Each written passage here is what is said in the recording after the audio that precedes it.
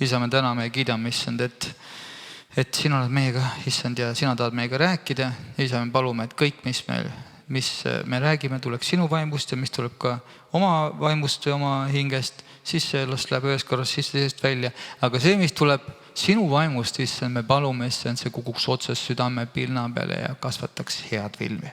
Issand, et me täname, issand Jeesus, et me võime, et sa oled meie keskel meid korrigeerimas ja et me saaksime igasugustest jamadest lahti ja enda sees koljat ära võita. Enda sees on kindlasti koljat, seal tuleb pea maha lüüa ja tänu issand Jeesus, et me võime olla sellises sõjas, kus kohas sina annad nii meile võidu sellega, kui me sinu peale loodame.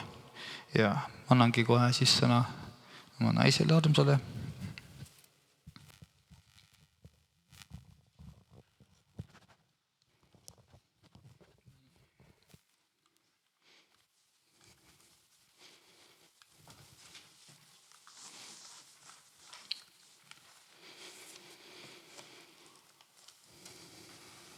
Armu ja rahu.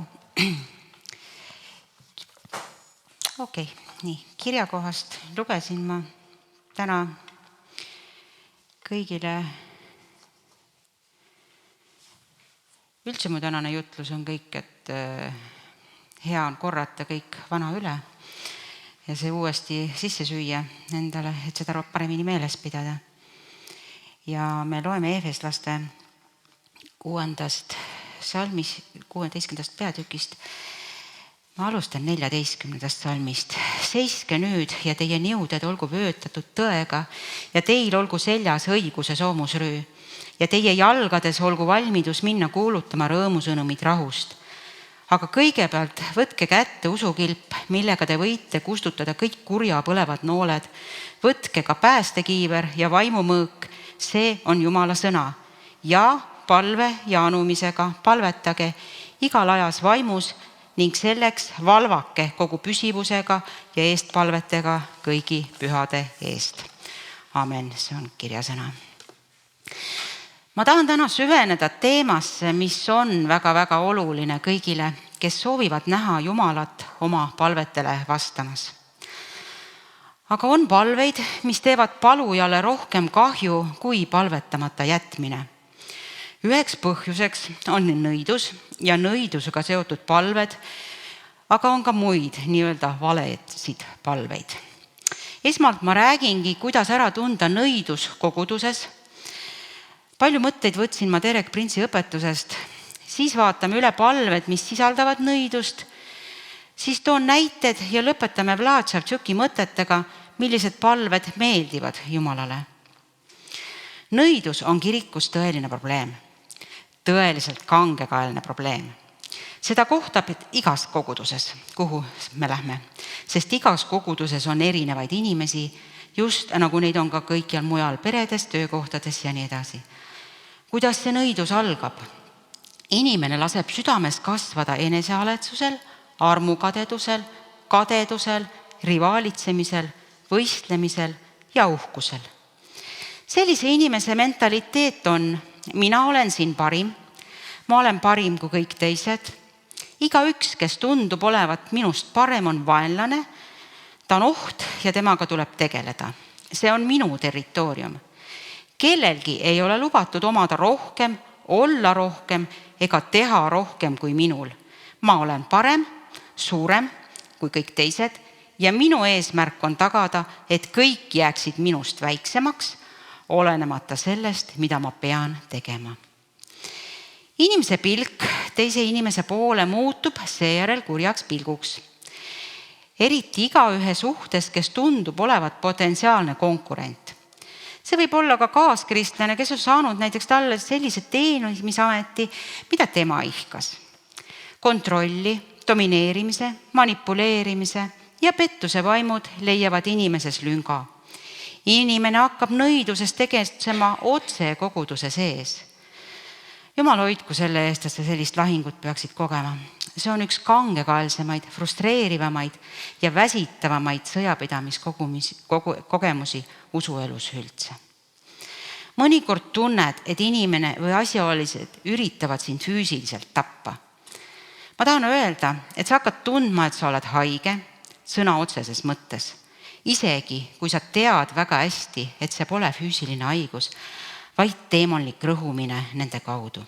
Kurat kasutab neid, et lämmatada sinu palveelu, sinu võimet anda ennast või oma rikkust Jumalale, sinu võimet teenida kõike head sinus. Neid kasutatakse teemonlike platvormidena, et proovida tappa, varastada või hävitada. Sa näed neid teemonid unenägudes, sinult varastades, sind ründamas või sinuga tülitsemas. Kui oled vaimselt tundlik, tunned seda, kui nad mõtlevad sinust halba, klatsivad sinu kohta või palvetavad sinu vastu. Minul oli see kogemus alles hiljuti, kui tundsin, et midagi on valesti ja tume vari laskub ja mustad nooled lendavad minu poole ja sisaldavad ülimat kurjust. Me pidime Margusega kohe palvetama, nii nõiduse, needuse ja kui ka valed palved tühistama. Kui need nõidusega mängivad inimesed ettevaatlikud ei ole, muutuvad nad kirikus täieõiguslikeks nõidadeks. Ma pole kindel, kas nad teavad, et vaenlane on ta värvanud enda heaks tööle, sest mõned neist, kellega olen isiklikult kokku puutunud, on väga manipuleerivad, sujuvalt ja alandlikult rääkivad ja väga lojaalsed. Kuidas nad sinna jõuavad? Nad kujutavad petlikult väga kõrget teenistusvalmidust ja pühendumust koguduses teenimisel, et nad saaksid teenida usalduse ja autoriteetsed positsioonid. Kuid nende motiiviks on kontroll, eliit ja võim ning nad kasutavad oma ligipääsu, et võidelda madalamal seisvate või kõigi vastu, kellel näib koguduses potentsiaali olevat. Neid võib kutsuda koguduses tulekustutiteks. Kui Jumal laseb koguduses oma tule välja, valavad need inimesed vett nende peale, kelle Jumal põlema paneb. Ja nad lülitavad oma tuled välja, lastes nende vastu nõiduse loitse. Nad on ärkamise vaenlased, nad on ülistuse vaenlased, koguduse kasvu vaenlased, kui nad just seda ise ei teosta. Väga frustreerivad ja alati kahtlevad, arad ja pessimistlikud. Nende suust tulevad sellised küsimused, mis sa kellestki arvad? Ma olen tõesti nii palju palvetanud. Mul on nii raske temaga koos viibida. Nende ilmikud hõlmavad, kuid see nimekiri pole lõplik ega piirdu järgmistega. Esiteks on teiste inimeste vastu palvetamine. Teiseks on inimeste sihtimine, keda peetakse konkurentsiks või ähvarduseks, et neid blokeerida, võidelda ja salaja vastu seista, rünnates neid vaimselt palve nimel. Vaenlase poolt ära kasutamine teiste vastu loitsude tegemiseks, mõnikord ilma selle inimese teadmatagi. Kirikus klatšimine, laim, iseloomu mahategemine ilma igasuguse kahetsuseta või süütundeta. Kui nad saavad ligipääsu inimestele, keda nad sihikule võtavad, ründavad nad neid otse või sõnadega või sellega, kuidas nad kohtlevad või kuidas nad nendega käituvad. Kuid enamasti püüavad nad seda väga hästi varjata ja ainult eristusvõime abil saab neid tuvastada. Nende jaoks on kõik võistlus. Nad võistlevad isegi asjade pärast, mis on pühad issandale, asjade pärast, mis peaksid olema tehtud tema auks, mis ongi koguduse ainuke eesmärk.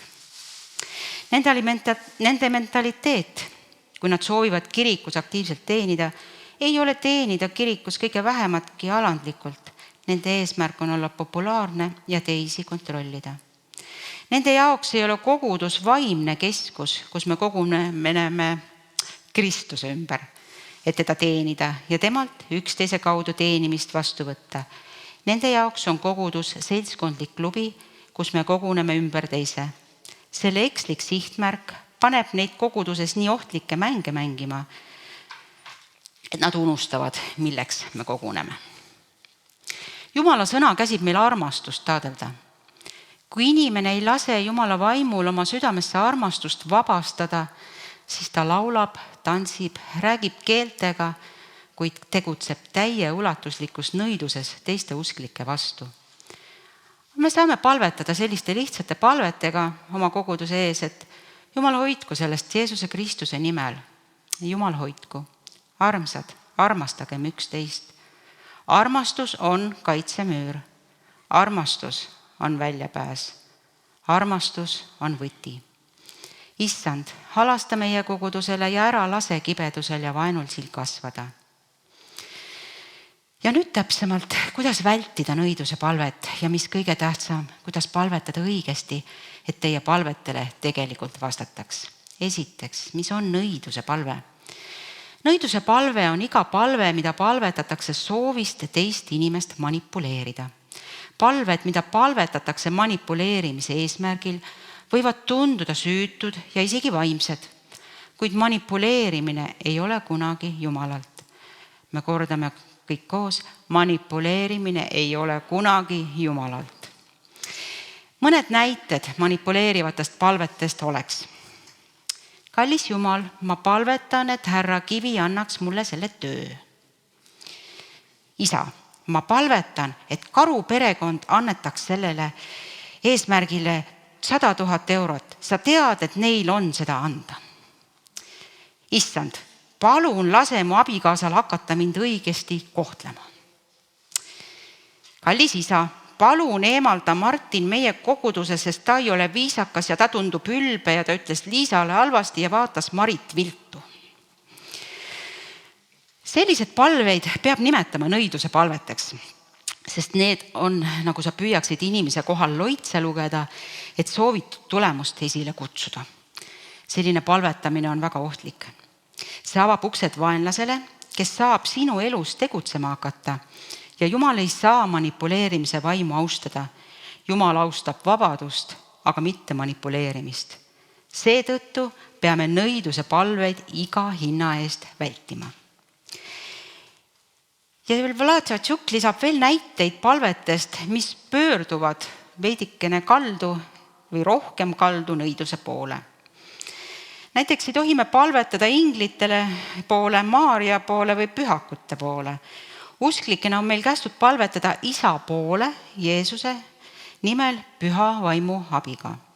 Me ei palveta Jumala poole ei inglite ega pühakute kaudu, sest Jeesus on meie vahemees. Näiteks, kui teil on juurdepääs Marguse juurde, pole ju vaja minu juurde tulla Marguse poole voidu saama.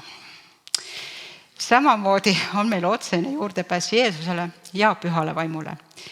Piibel ei andnud meile kunagi juhiseid Jumala juurde kellegi teise kaudu tulla. Jeesus on tee, mitte tema ema ega pühakuid. Me austame tema ema ja pühakuid ning saame Jeesuses Kristuses olla inglite teenistuse, aga Jeesus on ainus tee. Teiseks on südametud valmis palved. Siiras palve peab olema südamest. Piibel ütleb Matteuse 6. peatükis ka, et paganad palvetavad mõeldes, et nende paljusid sõnu kuuldakse. Tegelikult on asi sinu südames, mitte sinu sõnades. Kui keskendud rituaalile, aga ei kuula südant, siis sinu palve ei ole efektiivne. Muideks see kehtib ka meie isa palve kohta. Kui me ei palveta seda südamest, ei ole sellel teed Jumala ette. Siis on järgmine, on soov teisi kahjustada või needa. Kristlased on kutsutud õnnistama teisi, isegi oma vaenlasi, mis on Roomlaste 12. peatükis kirjas. Palved teistele kahju tegemiseks ei ole piibellikud. Kui me näeme pühakirja, näeme, et Jeesus andestas isegi ristil. Samal moel peaksime meie andestamatusest loobuma, mitte pahameelt kandma. Siis juba korratud asi on manipuleerivate kavatsustega. Ka Tšavtšuk lisab, et manipuleerimine palves on nõiduse vorm ja isekate kavatsustega palvetamine ei ole kooskõlas Jumala tahtega. Palved Jumala manipuleerimiseks või ähvardamiseks ei ole issandale meelepärased ja me peaksime selliseid palveid vältima. Näide, Jumal isa, kui sa mu abielu toimivaks ei tee, siis mina sind ei teeni. Ja vot, nii. 4. Vaimude kutsumine või okultistlike praktikate kasutamine. Teine palvetüüp, mida veel on oluline vältida, on vaimujuhtide või okultistlike praktikate kasutamine. Vaimujuhid, New Age praktikad, teemalikud okultistlikud praktikad, nende kasutamine ei ole Jumalast, isegi kui nad on maskeeritud heade vibratsioonide või positiivse energia alla. Edasi, imetegude otsimine Jumala sõna asemel. Kuigi Jumalalt imede soovimises pole mitte midagi halba, võib nende poole kinnisidee Jumala sõna asemel viia pettumusele. Oluline on meeles pidada, et Jumal saadab imesid meie usu kinnitamiseks, kuid meie usk peaks põhinema tema iseloomul ja sõnal. Imeteod ju järgnevad neile, kes usuvad ja imeteod ei tohiks olla kunagi meie peamine fookus. Ja siis esemete kasutamine väeallikatena. Kuigi me saame aru ja see on piiblis kirjas, et me võime palves kasutada võid ja õli, tuleb vägi pühalt vaimult, mitte õlilt endalt. Ja oluline on märkida, et esemeid nagu kristallid või küünlad, neid ei tohi väeallikatena kasutada. Piiblipalvet tugevdavad paastumine, jumalateenistus ja sõna, mitte esemed. 7. on materiaalsete rikkuste eest palvetamine ilma Jumala riiki otsimata. Paljud palved on nagu kadunud poja palved, kus palutakse tervist, rikkust ja kuulsust ilma Jumala riiki otsimata. Rahast tervises pole mitte midagi halba, aga kui me seame materiaalse rikkuse vaimse kasu ette, võivad meie palved eksiteele sattuda. Piibel õpetab meid otsima esmalt Jumala riiki ja siis hoolitseb tema meie vajaduste eest. Me kõik tahame oma palvetest tulemusi. Palvetamise kogu eesmärk on saada vastuseid Jumalalt. Aga kuidas siis õigesti palvetada, et saaksid vastused, mida soovid ja mida Jumal nii lahkelt anda tahab? Igal Jumala lapsel on vaimuannid ja nende vaimuandide kasutamine on sinu teenistus.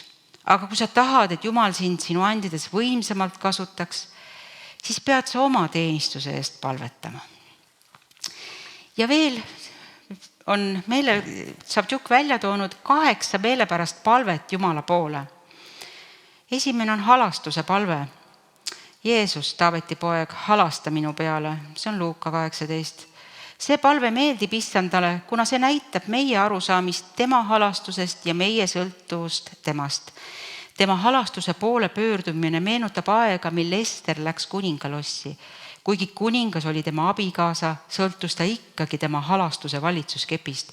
Samamoodi, kuigi Jumal on meie isa, on ta ikkagi universumi looja ja meie sõltume temast. Teiseks on alandlikkuse palve. Ma tõusen ja lähen oma isa juurde ja ütlen talle, isa, ma olen pattu teinud taeva vastu ja sinu ees. Ma ei ole enam väärt, et mind su pojaks hüütaks. Pea mind nagu üht oma palgalistest. See on Luuka 15.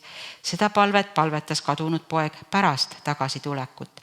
Kui ta esimest korda lahkus, palus ta isal anda talle asju, aga kui ta tagasi tuli, palus ta isal teha temast palgaline.